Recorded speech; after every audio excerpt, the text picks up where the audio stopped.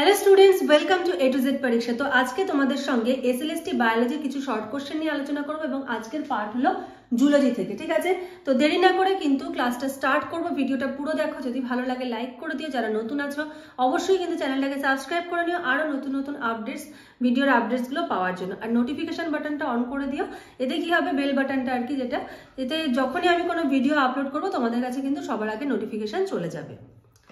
তো প্রথম প্রশ্নে চলে আসে, দেখো অনাক্রম্যবিদ্যার জনককে, অ্যান্সার কিন্তু হবে লুই পাস্তুর। ঠিক আছে, অনাক্রম্যবিদ্যার জনককে লুই পাস্তুর। এবার তাকে জনক কেন বলা হয়, তিনি কি কাজ করেছিলেন?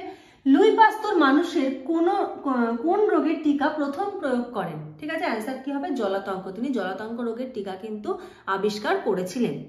তো চলো পরের প্রশ্নে চলে যাব। দেখো পতঙ্গদের হিমোলিম্ফের প্রধান শর্করা কোনটি? অ্যান্সার হবে ট্রিহালোজ। ঠিক আছে, পতঙ্গদের হিমোলিম্ফের প্রধান শর্করা ট্রিহালোজ। কাকে দ্রাক্ষা শর্করা বলা হয়? গ্লুকোজ। দ্রাক্ষা শর্করা কাকে বলা হচ্ছে? দ্রাক্ষা শর্করা কিন্তু গ্লুকোজকে বলা হচ্ছে। এই যে বিভিন্ন শর্করার নামগুলো আছে সেটা কিভাবে ইউজ হচ্ছে এগুলো কিন্তু খুব ভালো করে করবে। ঠিক আছে, সরি, প্রত্যেকটা কিন্তু ইম্পর্টেন্ট, গুলিয়ে না যায়। হ্যাঁ, কোন শর্করাকে ফলজ শর্করা বলে? অ্যান্সার কি হবে? ফ্রুক্টোজ। ঠিক আছে, কোন শর্করাকে ফলজ শর্করা বলা হয়? অ্যান্সার হবে ফ্রুক্টোজ।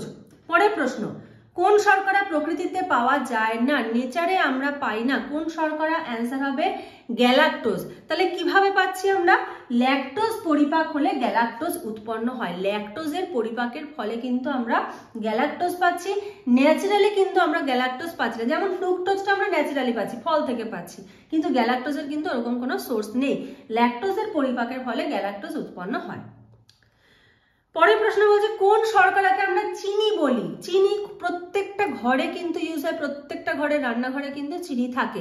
চিনি মিন্স কিন্তু গ্লুকোজ নয়, চিনি মিন্স হলো সুক্রোজ। খুব ভালো করে মনে রাখবে, চিনি মিন্স হলো সুক্রোজ। কোন শর্করাকে আমরা চিনি বলি? অ্যান্সার কি হবে? সুক্রোজ। ছত্রাকের সঞ্চিত খাদ্য কোনটি? একটা কার্বোহাইড্রেট যেটা ছত্রাকের সঞ্চিত খাদ্য। অ্যান্সার কি? গ্লাইকোজেন। আমাদের বডিতেও কিন্তু গ্লুকোজ গ্লাইকোজেন হিসেবে স্টোর হয়। তোমরা আমাকে অপশনে বলবে গ্লাইকোজেন আমাদের বডির কোন কোন পার্টে স্টোর হয়। ঠিক আছে, সেটাও কিন্তু ইম্পর্টেন্ট প্রশ্ন, পরীক্ষায় আসে। পরের প্রশ্ন, কোন শর্করা উদ্ভিদের কোষ প্রাচীরের মুখ্য উপাদান? সেলুলোজ। ঠিক আছে, উদ্ভিদের কোষ প্রাচীরের মুখ্য উপাদান কি? সেলুলোজ। ছত্রাকের কোষ প্রাচীরেরও একটা মুখ্য উপাদান আছে, ওটাও আমরা দেখবো এরপরেই। ফ্রুক্টোজের পলিমারের নাম কি? ফ্রুক্টোজের পলিমারের নাম হলো ইনিউলিন। এই যে ইনিউলিনটা দেখছো না, এটা খুব খুব ভালো করে করবে এই নামটা। আর এই পেজে যে কটা জিনিস আছে এখান থেকে প্রায় 6-7টা প্রশ্ন কিন্তু হয়ে যাবে। তাহলে ফ্রুক্টোজের পলিমারের নাম কি? ইনিউলিন।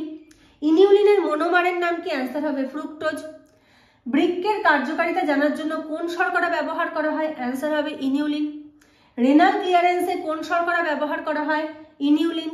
রেনাল ক্লিয়ারেন্সে কোন উপাদান ব্যবহার করা হয়? অ্যান্সার হবে ইনিউলিন। গ্লোমেরুলার ফিল্ট্রেশন রেটে কোন উপাদান ব্যবহার করা হয়? ইনিউলিন। গ্লোমেরুলার ফিল্ট্রেশন রেটে কোন শর্করা ব্যবহার করা হয়? অ্যান্সার হবে ইনিউলিন। জিএফআর এ কোন শর্করা ব্যবহার করা হবে? অ্যান্সার হবে ইনিউলিন। এই যে জিএফআর, গ্লোমেরুলার ফিল্ট্রেশন রেট, এটা কিন্তু খুব ভালো করে মনে রাখতে হবে যে এটার ফুল ফর্ম এইটা, এবং এটা বৃক্কের কার্যকারিতা ব্যবহার করার জন্য ইউজ করা হয়। তো ঘুরিয়ে ফিরিয়ে কিন্তু এখান থেকে 6-7 রকমের প্রশ্ন আসতে পারে, সুতরাং এই জায়গাটা খুব ভালো করে কিন্তু তৈরি করে নেবে। যদি কেউ স্কিপ করে দেখে যাও তোমরা হয়তো প্রশ্নটা পেয়ে যাবে, কিন্তু প্রশ্নের মাঝখানে আমি যে গুরুত্বপূর্ণ কথাগুলো বলছি সেগুলো কিন্তু মিস করে যাবে। সুতরাং 8-9 মিনিটে এমন কিছু সময় নষ্ট হয়ে যাবে না, তোমার কিন্তু অ্যাকচুয়ালি হেল্পই হবে। কারণ তুমি হয়তো যারা স্কিপ করে যাচ্ছ এই প্রশ্নটা হয়তো অনেকে কি করবে, একটা স্ক্রিনশট নিয়ে নেবে, কিন্তু এরখান থেকে আর কি কি প্রশ্ন আসতে পারে যেগুলো আমি বলে দিলাম এগুলো কিন্তু মিস করে যাবে। সুতরাং স্কিপ করো না, 8-9 মিনিট একটু দেখে নাও, তোমাদের কিন্তু হেল্প হবে। পরের প্রশ্ন, অ্যামাইলেজ উৎসেচক দ্বারা স্টার্চের পরিপাকে কি উৎপন্ন হয়? অ্যামাইলেজ উৎসেচক দ্বারা স্টার্চের পরিপাকে কি উৎপন্ন হচ্ছে? ডেক্সট্রিন। তাহলে কোশ্চেনটা এখানে 3 ভাবে আসতে পারে। একটা হলো উৎসেচকের নামটা তোমাকে অ্যান্সারে দিতে হবে, একটা হলো স্টার্চটা তোমার অ্যান্সারে থাকতে পারে, ডেক্সট্রিনটা উপরে থাকতে পারে। সুতরাং থেকে কিন্তু এখানে প্রশ্ন হতে পারে। পরের প্রশ্ন কি বলেছে? অ্যামাইলোডেক্সট্রিনের বর্ণ কি? এবার ডেক্সট্রিন এই যে যেটা পড়লে এটার ভাগ আছে 3 ধরনের, এবার 3টের আলাদা আলাদা বর্ণ। অ্যামাইলোডেক্সট্রিনের বর্ণ কি? অ্যান্সার হবে কিন্তু বেগুনি। ঠিক আছে, এবার যদি এরিথ্রোডেক্সট্রিন বলে লাল, এরিথ্রো জিনিসটা যেখানেই দেখবে সেখানে চোখ বন্ধ করে লাল দিয়ে দেবে অ্যান্সার, সেখানে কিন্তু এরিথ্রো মিন্স লাল হবে। ঠিক আছে, তাহলে অ্যামাইলোডেক্সট্রিনের বর্ণ হলো বেগুনি আর এরিথ্রোডেক্সট্রিনের বর্ণ হলো কি? লাল। পরের প্রশ্নে চলে যাচ্ছি। এক্সোডেক্সট্রিন, এক্সোডেক্সট্রিনের বর্ণ কি? এটা হলো কিন্তু বর্ণহীন, এর কোনো বর্ণ নেই, ঠিক আছে। তাহলে ডেক্সট্রিনের তিনটে ভাগ রয়েছে, একটা হলো অ্যামাইলোডেক্সট্রিন যেটার বর্ণ বেগুনি, একটা হলো এরিথ্রোডেক্সট্রিন যেটার বর্ণ লাল, এবং আরেকটা হলো এক্সোডেক্সট্রিন যেটার বর্ণ কি, যেটা হলো বর্ণহীন। এবারে পরের প্রশ্ন দেখো কি বলেছে, যে ডেক্সট্রিনের পরিপাক শেষে কিসে পরিণত, এবার ডেক্সট্রিন যেটা, এটা যখন পরিপাক হচ্ছে কি কি তৈরি হচ্ছে, একটা হলো মল্টোজ আর গ্লুকোজ, ঠিক আছে। তাহলে মল্টোজ আর গ্লুকোজ কার পরিপাকের ফলে উৎপন্ন হচ্ছে? ডেক্সট্রিন বা ডেক্সট্রিনের পরিপাকের ফলে কি উৎপন্ন হচ্ছে? মল্টোজ আর গ্লুকোজ। যে প্রশ্নটা বললাম, ছত্রাকের কোষ প্রাচীর কি দ্বারা গঠিত, অ্যান্সার হবে কিন্তু কাইটিন, ঠিক আছে। দুটো শর্করা পেলাম আমরা ছত্রাকের দেহে, একটা কি, একটা হলো স্টোরেজ, তাই তো, মানে সঞ্চিত খাদ্যবস্তু, সেটা কি গ্লাইকোজেন, আর ছত্রাকের যে কোষ প্রাচীর সেটা কি দ্বারা গঠিত? কাইটিন নির্মিত। ওকে, পরের প্রশ্নে চলে যাচ্ছি।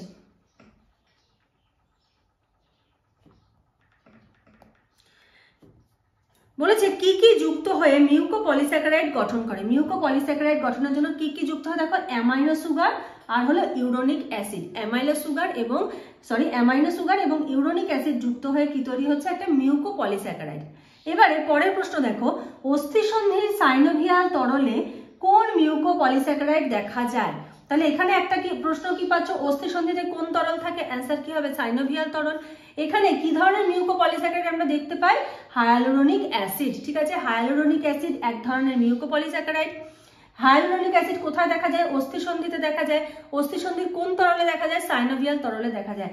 প্রত্যেকটা প্রশ্ন এবং উত্তর দুটোই কিন্তু খুব ভালো করে পড়বে। আমি যে প্রশ্নগুলো দিচ্ছি এমন না কোনো বই থেকে আমি তুলছি, প্রত্যেকটা প্রশ্ন কিন্তু বইয়ের ভেতর থেকে আমার নিজের তৈরি করা, ঠিক, যার জন্য আমার টাইমও লাগে প্রশ্নগুলো তৈরি করতে আর কি, ভেবে ভেবে। আর অপশন দিলে তো আরো টাইম কনজিউম করে, জন্য আমি ডাইরেক্ট অ্যান্সারই তোমাদের দিয়ে দিয়েছি, ঠিক আছে। তো অস্থিসন্ধির সাইনোভিয়াল তরল, ঠিক আছে। নেক্সট পরের প্রশ্ন, তঞ্চন বিরোধী মিউকোপলিস্যাকারাইড কোনটি? তঞ্চন বিরোধী পদার্থ হেপারিন, এটা তোমরা প্রত্যেকেই জানো, কিন্তু কি হেপারিন এক ধরনের মিউকোপলিস্যাকারাইড, এটা হয়তো অনেকের জানা নেই, এই জিনিসটা কিন্তু মাথায় রাখবে, হেপারিন এক ধরনের মিউকোপলিস্যাকারাইড। পরের প্রশ্ন কি বলেছে, প্রোটিন কি কি নিয়ে গঠিত? দেখো, কার্বন, হাইড্রোজেন, অক্সিজেন, নাইট্রোজেন, এটাও প্রত্যেকের জানা, কিন্তু আরেকটা জিনিস কি আছে, এর সঙ্গে কি যুক্ত হয়? হয় সালফার না হয় ফসফরাস, হয় সালফার থাকবে না হলে ফসফরাস থাকবে। তো এই গেল হলো প্রোটিনের উপাদান। তো নেক্সট আমরা আরো অনেক এমসিকিউ নিয়ে আলোচনা করবো, আজকের মতো এইটুকুই। তো আজকে এখানেই শেষ করছি, ভালো লাগলে লাইক করে দিও, যারা নতুন আছো অবশ্যই চ্যানেলটাকে সাবস্ক্রাইব করে নিও আরো নতুন নতুন ভিডিওর আপডেটস পাওয়ার জন্য।